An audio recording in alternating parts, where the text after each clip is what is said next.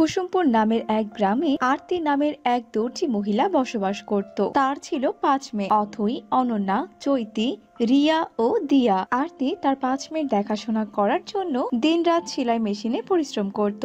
একদিন পাশের বাড়ি থেকে একজন মহিলা এসে আরতিকে ডাকতে থাকে। আরতি, আরে ও আরতি, বাড়িতে আছো নাকি? বলছি তোমাকে যে গতকালকে জামা বানাতে দিয়েছিলাম সেটা কি হয়েছে নাকি বলো তো? আমার মেয়েটার যে আজকে জন্মদিন, নতুন জামা এনেছিলাম সেটা একদম চিড়ে গেছে। বলছি কি, চেনটা কি লাগিয়েছো? আসলে আমি তো ভালো করে সেলাই করে দিয়েছিলাম, একটু সাবধানে পরলেই হতো। হ্যাঁ হ্যাঁ, আমার মেয়ের অবস্থা তো তুমি জানো না, যাই পায় তাই পাড়াপাড়ি করা শুরু করে দেয়। জামাটা ঠিক মতো না দেখে এমন টান দিল, জামাটার একদম 12টা বেজে গেছে। এমনিতে তো তোমার হাতের সেলাই খুবই ভালো, 5 বছরেও জামার কোনো সমস্যা হয় না, আর সেলাইও খোলে না। তোমার জন্য যে আমার ভারী কষ্ট হয়। গ্রামের সবাই তোমাকে যে খুব ভালোবাসে। সেই যে তোমার স্বামীটা মারা গেল, তারপর থেকে তো তোমার দিন কোনোভাবেই ভালো কাটছে না। তবে হ্যাঁ, এই গ্রামে তুমি তোমার কাজের ভালো কোনো দাম পাবে না। তুমি যদি শহরে গিয়ে কোনো দোকান দিতে, তবে কিন্তু তুমিও ভালো টাকা আয় করতে পারতে। এখনো সময় আছে, শহরে যাওয়ার চিন্তা ভাবনা করো। জি আপা, আমি একবার ভেবে দেখি কি করা যায়। আরতি সেলাই করে খুব সামান্য কিছু টাকাই পেত। গ্রামের মানুষজন সেলাইয়ের জন্য খুব বেশি টাকা মজুরি দিত না। এমন সময় আরতির মেয়ে অনন্যা এসে বলে, মা, ও মা, সবার মায়েরা সবার জন্মদিন পালন করে।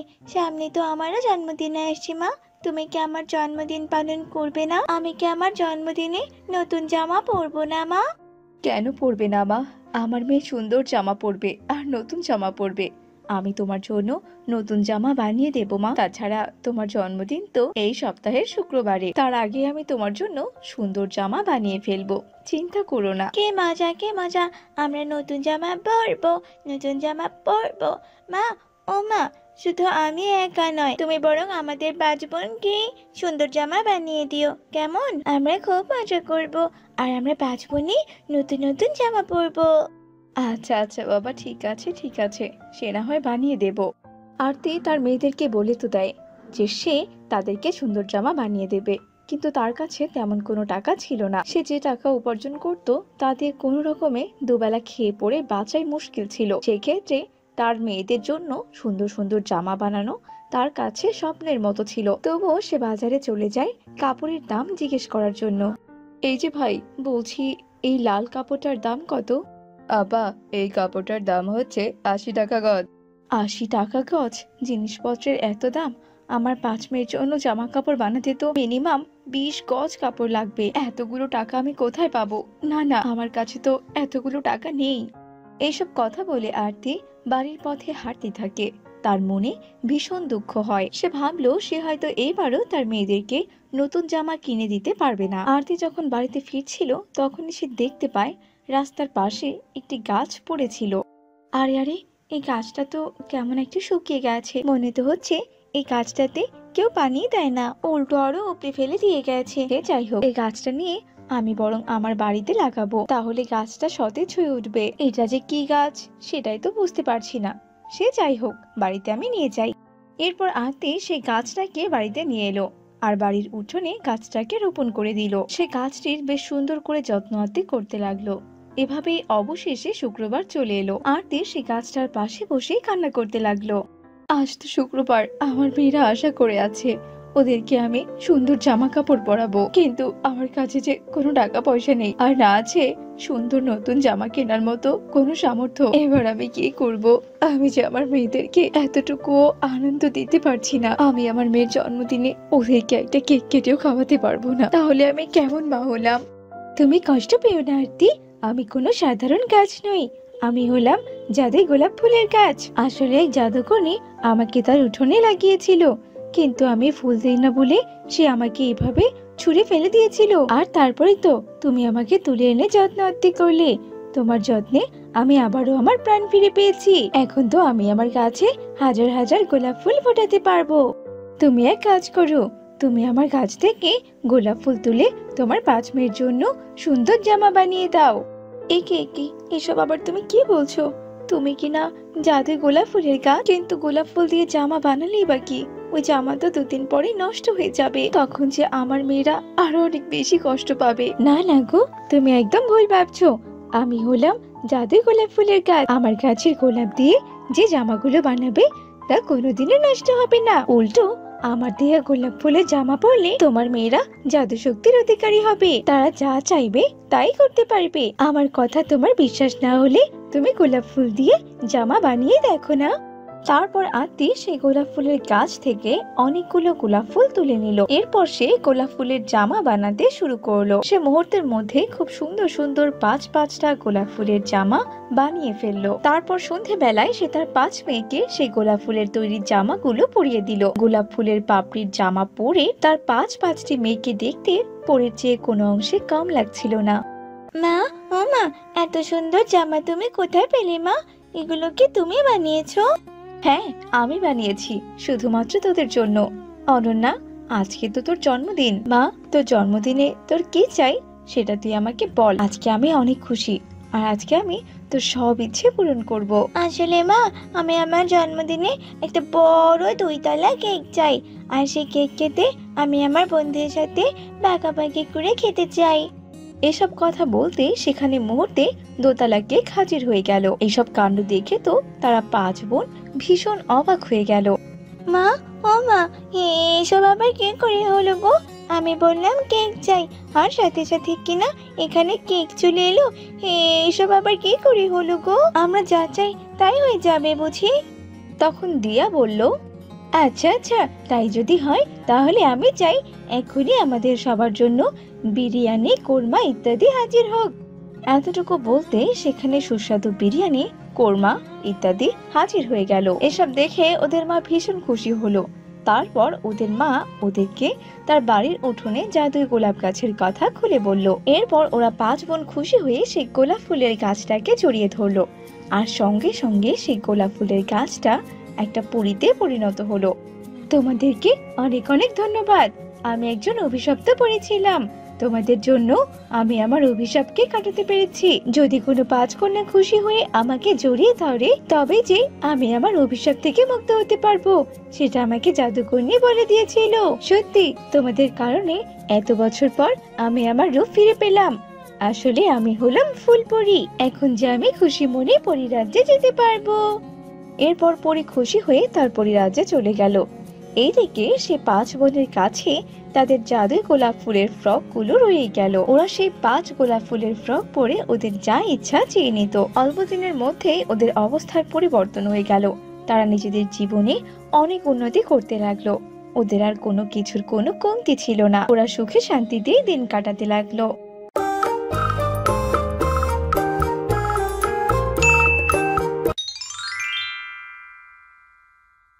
কি ব্যাপার বনিতা, হাতে কি জোর নেই নাকি তোর? তাড়াতাড়ি হাত চালিয়ে রান্নাটা শেষ কর। রান্না শেষ করে তো আবার তোকে নদীর ঘাটে জল আনতে যেতে হবে। তাড়াতাড়ি কর বনিতা। হ্যাঁ দিদি, করছি তো, তুই ভাবিস না দিদি। রান্না শেষ করে আমি নদীর ঘাট থেকে জলও নিয়ে আসব। এসব কথা বলে বনিতা নিজের কাজ করতে থাকে। সুনিতা বনিতার সৎ বোন। সুনিতা ও বনিতার বাবা মা মারা গেছে বেশ কয়েক বছর হলো, আর তখন থেকেই সুনিতা বনিতাকে দিয়ে খাটিয়ে নিচ্ছে আর নিজে আরামায়েশে দিন কাটাচ্ছে। উফ, বড্ড দেরি হয়ে গেল। জল নিয়ে বাড়িতে ফিরতে ফিরতে তো সন্ধ্যা হয়ে যাবে মনে হচ্ছে। তাড়াতাড়ি বাড়ির দিকে যাই। এরপর বনিতা দ্রুত হাঁটতে থাকে। জঙ্গলের পাশেই পথ। বনিতা আপন মনে জলের কলস নিয়ে হাঁটছিল। হঠাৎই বনিতা দেখতে পায় পথের ধারে এক ভৈরবী মা বেহুশ হয়ে পড়ে আছে। জল, জল, ঈশ্বর সহায় হন। কি, ভৈরবী মা তো মনে হয় জলের জন্য কাতরাচ্ছে। যাই, ভৈরবী মাকে জল খাওয়াই, তবে যদি ভৈরবী মার প্রাণটা বেঁচে যায়। এই কথা বলে বনিতা ভৈরবী মায়ের কাছে যায় আর ভৈরবী মাকে জল খাওয়ায়। জল খেয়ে ভৈরবী মা কিছুটা স্বস্তি পায়। কে রে মা তুই? এমন করুণ সময় আমাকে জল খাওয়ালি, তৃষ্ণাতে যে আমার গলাটা শুকিয়ে কাঠ হয়ে গিয়েছিল, কিন্তু আশেপাশে কোথাও জল পাচ্ছিলাম না। পাবেন কি করে ভৈরবী মা? এই গ্রামের কোথাও যে জল নেই। গ্রামের লোকেরা গ্রামের পাশে নদী থেকে জল এনে তাদের চাহিদা মেটাচ্ছে। তবে আমার দেওয়া জল খেয়ে যে আপনি সুস্থ হয়েছেন, এতে আমি ভীষণ খুশি। ভৈরবী মা, আমার নাম হলো বনিতা, আমি এই গ্রামেই থাকি। তা বলি কি ভৈরবী মা, আপনার শরীর এখন কেমন লাগছে? এখন তো বেশ ভালো লাগছে। তবে মা, তুই আজ আমার বড্ড উপকার করলি। তবে আমি তোকে খালি হাতে ফেরাবো না। আমি তোকে একটা ছোট্ট উপহার দিতে চাই। এরপর ভৈরবী মা জাদু করে এক পাওয়ালা হাঁস নিয়ে আসে, আর সেই হাঁসটা বনিতাকে দেয়। মা, এই হাঁসটা তুই সাথে করে নিয়ে যা। এখন এই হাঁসটা এক পাওয়ালা হাঁস হলেও রাতে এই হাঁসটা এক পাওয়ালা সোনার হাঁস হয়ে যাবে, আর একটা করে সোনার ডিম দেবে। এই হাঁস তোর ভাগ্য বদলে দেবে। এরপর ভৈরবী মা চলে যায়, আর বনিতা এক পাওয়ালা সোনার হাঁস নিয়ে বাড়ি চলে আসে। হ্যাঁ রে বনিতা, তোর কি বোধ শক্তি নেই? বাড়ি ফিরতে সন্ধ্যা বাঁধিয়ে দিলি। তা বলছি, জলের কলস খালি কেন? আর এই খোড়া হাঁসটা তুই কোথা থেকে নিয়ে আসলি? হ্যাঁ। এরপর বনিতা সব ঘটনা সুনিতাকে বলে, আর এসব কথা শুনে সুনিতা ভীষণ রেগে যায়।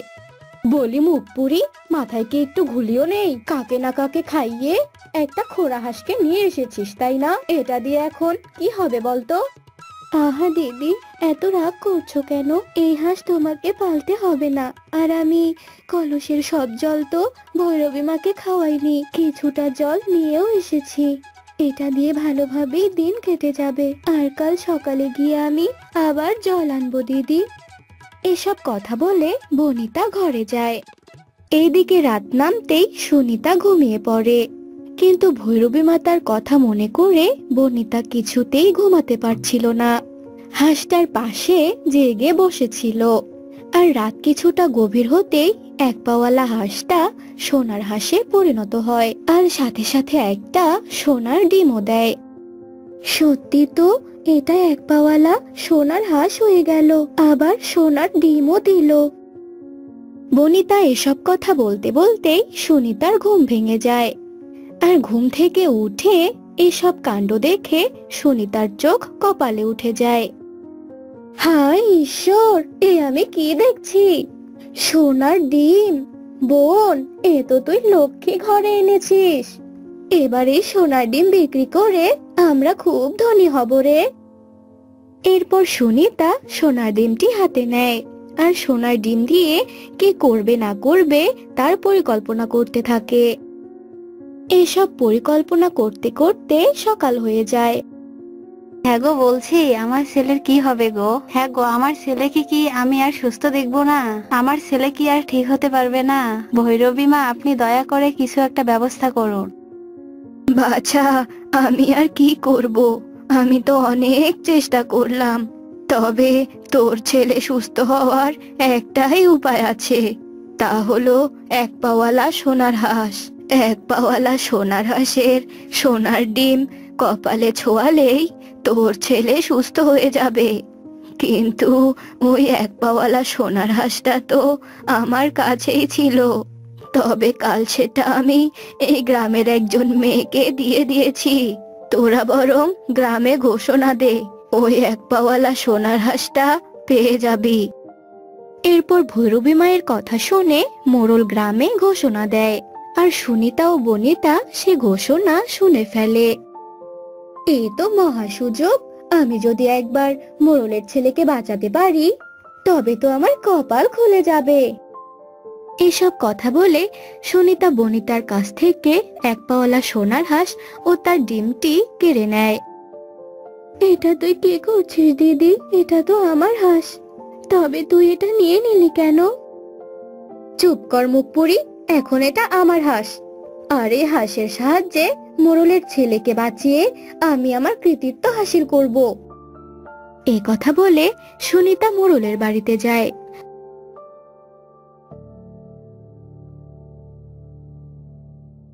আর সুনিতার পিছু পিছু বনিতাও যায়।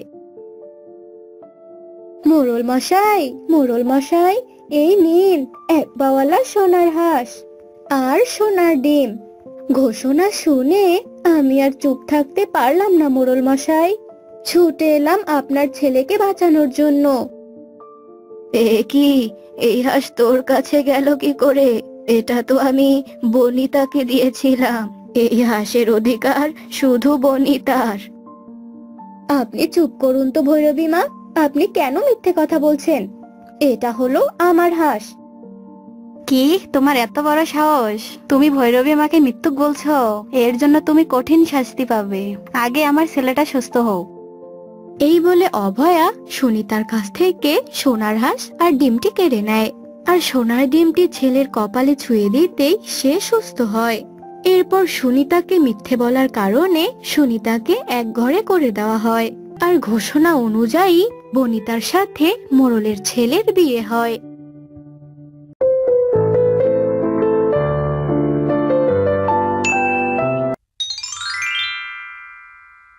ও মা গো, মরে গেলাম গো, মরে গেলাম।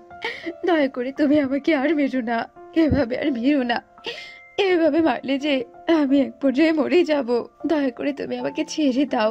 তুমি যা বলবে আমি তাই শুনবো। ছেড়ে দাও আমাকে, আর মেরো না। দীপালির এমন অনুরোধ বিনুরোধ দেখে রাজেশ দীপালিকে মারা বন্ধ করে দেয়। দীপালি হচ্ছে রাজেশের স্ত্রী। দীপালি আর রাজেশের বিয়ের প্রায় 8 বছর হয়ে গেল। তাদের ঘরে একটি ছোট্ট মেয়ে আছে, যার বয়স 6 বছর।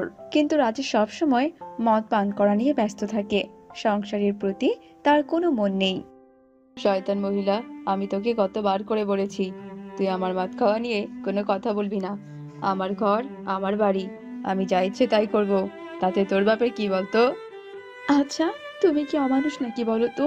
ঘরে যে একটা বাচ্চা মেয়ে আছে, সেটা কি তুমি দেখতে পাও না? ভুলে গেছো নাকি আমার এই ছোট্ট মেয়েটা তোমার এমন কার্যকলাপ দেখে কত ভয় পায়? সেটা কি তুমি বুঝতে পারো না নাকি বলো তো? হ্যাঁ হ্যাঁ হ্যাঁ, আমি হচ্ছি অমানুষ। আর তোর মেয়ে যদি এসব কাণ্ড কারখানা দেখে ভয় পায়, তাহলে তুই তোর মেয়েকে নিয়ে এ বাড়ি থেকে চলে যা। তবুও তুই আমার মদ খাওয়া নিয়ে কথা বলবি না, এই আমি বলে দিলাম। আমার মদ খাওয়া নিয়ে যদি তুই আর কোনো কথা বলেছিস, তবে তোর মেয়ে সহ আমি তোকে এ বাড়ি থেকে বের করে দেব, এই আমি বলে দিলাম। এসব কথা বলে রাজেশ সেখান থেকে চলে যায়। রাজেশ চলে যাওয়ার পর রাজেশের মেয়ে তিথি গুটি গুটি পায়ে এসে দীপালির সামনে দাঁড়ায় আর বলে, মা, ও মা, তুমি আর খেতো না গো মা। বাবা তোমাকে রোজ মারে, এসব দেখতে আমার একদম ভালো লাগে না। চলো না মা, চলো না, আমরা দিদার বাড়িতে যাই। এখানে আমরা আর থাকবো না। মা, তুমি দয়া করে আমাকে নিয়ে দিদার বাড়িতে চলো না। ওখানে গেলে বাবা তো তোমাকে আর মারতে পারবে না। হ্যাঁ রে মা, তুই একদম ঠিক কথা বলেছিস। আমি তোকে নিয়ে আমার মায়ের বাড়িতে যাব, তবুও আমি আর এই অমানুষের সঙ্গে ঘর করব না। চল মা, চল। এরপর দীপালি তার মেয়ে তিথিকে নিয়ে তার মায়ের বাড়ির উদ্দেশ্যে বেরিয়ে পড়ে। অবশেষে তিথিকে নিয়ে দীপালি তার মায়ের বাড়ি মাধবকুণ্ডতে পৌঁছে যায়। দীপালি আর তিথিকে দেখে তো দীপালির মা সরলা বেশ খুশি হয়ে যায়। এ কি রে তিথি দিদি ভাই, আর এ কি দীপালি, তোরা আজ হঠাৎ করে আমার বাড়িতে? তোদেরকে আমি কত ডাকাডাকি করি, তবুও তোরা আমার বাড়িতে আসিস না। কিন্তু আজ আবার হঠাৎ করে কি হয়েছে বলতো? আর মা দীপালি, তোরই বা কি হয়েছে? হঠাৎ করে তোর চোখ মুখ এত শুকনো লাগছে কেন বলতো? বলছি, জামাইয়ের সাথে আবার তোর ঝগড়া হয়েছে নাকি বলতো? এরপর দীপালি রাজেশের ব্যাপারে সরলাকে সব কথা খুলে বলে। এসব কথা শুনে সরলাও ভীষণ কষ্ট পায়। এসব আবার তুই কি বলছিস কি মা? জামাইয়ের স্বভাব কিনা এখনো ভালো হয়নি? সে যাই হোক মা, তুই চলে এসেছিস, বেশ ভালো করেছিস। তোকে আর ও বাড়িতে যেতে হবে না রে মা। আজ থেকে তুই আমার সাথে আমারই বাড়িতেই থাকবি।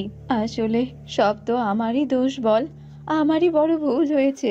রাজেশের সম্পর্কে সবটা ঠিক মতো না জেনে ওর সঙ্গে আমি তোর বিয়ে দিয়ে দিয়েছি, যার জন্য আমাকে আজ এই দিনটা দেখতে হচ্ছে। মা, যা হবার হয়ে গেছে, বাদ দাও না এসব কথা। কিন্তু মা, আমি তো আমার মেয়েকে নিয়ে এখানেই চলে এলাম, এবারে আমরা চলবো কি দিয়ে মা? তুমি তো এতদিন থেকে একাই ছিলে, যা জুটেছে তা দিয়ে কোনো রকমে সংসারটাকে চালিয়ে দিয়েছো, কিন্তু আমি আর আমার মেয়ে আসার জন্য যে সংসারের খরচা আরো বেড়ে গেল। এবারে এবারে কি দিয়ে চলবে গো মা? অত ভাবিস না তো রে মা, আমার ছোট্ট আম বাগানটা তো আছে। এতদিন থেকে তো ওই আম বাগানটার উপর নির্ভর করেই চলে এসেছি বল। এখনো তাই চলবো, অত চিন্তা করিস না তুই। এসব কথা বলে সরলা দীপালিকে আশ্বস্ত করে, কিন্তু সরলার এমন কথা শুনেও দীপালি কিছুতেই চিন্তামুক্ত হতে পারে না। এইভাবেই চলতে থাকে বেশ কিছুদিন। সামান্য কদিন যেতে না যেতেই সরলার সংসারে অভাব দেখা দেয়। মা, এবার কি হবে মা বলো তো? সব খাবার দাবার যে শেষ, হাতে যে কটা টাকা ছিল তাও যে শেষ। এবার যে কি হবে মা? কি করব? কিছু বলছো না কেন? আরে আরে বাবা, অত ভাবছিস কেন তুই? সেটা বলতো, ঘরে খাবার নেই তাতে কি হয়েছে? আমাদের তো ছোট্ট একটা আম বাগান আছে নাকি? ওই আম বাগানে অনেক আম ধরেছে রে। আর তাছাড়া মা, তুই তো আম দিয়ে অনেক ভালো চাটনি বানাতে পারিস। আমি তোকে বরং বেশ কিছু কাঁচা আম নিয়ে এসে দিচ্ছি, তুই বরং আমের চাটনি বানা। সেটা দিয়ে না হয় আমাদের আজকের দিনটা চলবে। এসব কথা বলে সরলা তিথিকে নিয়ে বাইরে যায়। কিছুক্ষণ পর সরলা বেশ কিছু কাঁচা আম নিয়ে আসে, আর সেগুলো দিয়ে দীপালিকে আমের চাটনি বানাতে বলে। তারপর দীপালিও খুশি মনে সেই কাঁচা আম দিয়ে চাটনি বানায়। এরপর সে সরলা এবং তিথিকে খেতে দেয়। ঠিক তখনই সেখানে সরলার এক প্রতিবেশী বিমলা আসে। এরপর দীপালি খুশি হয়ে বিমলাকেও চাটনি খেতে দেয়। আহা, দীপালির হাতের চাটনি যেন একদম অমৃতের মতো। অনেক দিন পরে আমি তোর হাতের চাটনি খেলাম রে মা। বিশ্বাস কর রে মা, তোর হাতের বানানো আমের চাটনির স্বাদ কিন্তু দোকানের থেকেও বেশ ভালো খেতে, দোকানের থেকেও বেশ সুস্বাদু। আর খুবই ভালো খেতে। আমার কি মনে হয় মা জানিস, তুই যদি এমন কাঁচা আমের চাটনি বানিয়ে বাজারে বিক্রি করতে পারিস তবে কিন্তু তোর অনেক টাকা লাভ হবে। এসব কথা বলে বিমলা সেখান থেকে চলে যায়। আর বিমলা চলে যাওয়ার পর দীপালি সরলাকে বলে, মা, ও মা, বিমলা কাকি তো ঠিকই বলে গেছে গো। আমি তো সত্যি আমাদের গাছের আম দিয়ে আমের চাটনি বানাতে পারি, তবে তো আমি কিছু টাকাও আয় করতে পারবো বলো। আর আমাদেরকেও এত অভাব অনটনে দিন কাটাতেও হবে না। দেখ মা, সে তো ওর উপর সবটা। তুই যদি করতে পারিস তবে কর। যদি তুই আমের চাটনি বিক্রি করে কিছু টাকা উপার্জন করতে পারিস তবে আর ক্ষতি কি বল? এরপর থেকে দীপালি আমের চাটনি বানিয়ে বাজারে নিয়ে যেতে শুরু করে। আর আশেপাশের সব মানুষজন তাড়াহুড়ো করে দীপালির কাছ থেকে আমের আচার কিনতে শুরু করে। চাটনি খাবে গো চাটনি, কাঁচা আমের টক ঝাল চাটনি। এসো এসো এসো, নিয়ে যাও নিয়ে যাও। চাটনি নেবে গো চাটনি, হাতে বানানো চাটনি, একদম নির্ভেজাল। ও মা গো, কি সুন্দর চাটনি! বলছি কি দিদি, আমাকে 20 টাকার চাটনি দাও তো, আমিও একটু খেয়ে দেখি কেমন মজা। আমি আবার শুনেছি তোমার হাতে বানানো চাটনি অনেক মজা খেতে। এরপর দীপালি অভয়াকে চাটনি খেতে দেয়, আর চাটনি খেয়ে অভয়া অনেক প্রশংসা করে। এভাবেই দীপালির হাতের চাটনি খেয়ে সকলে অনেক প্রশংসা করত। আর দীপালির আনা চাটনিগুলো মুহূর্তের মধ্যেই শেষ হয়ে যেত। এতে করে দীপালি অনেক টাকাও আয় করত। যাক বাবা, ঈশ্বরের কৃপায় আজ তুই স্বাবলম্বী রে মা। তোর টাকায় আমাদের সংসার চলছে। তুই যে আমার ঘরের লক্ষ্মী হয়ে এসেছিস। হ্যাঁ মা, আর আমি তোমার ঘরের লক্ষ্মী হয়েই থাকবো। ওই কুৎসিত লোকটার কাছ থেকে দূরে থেকে এখন আমি আমার মেয়েটাকে নিয়ে খুব ভালোভাবে দিন কাটাতে পারছি মা।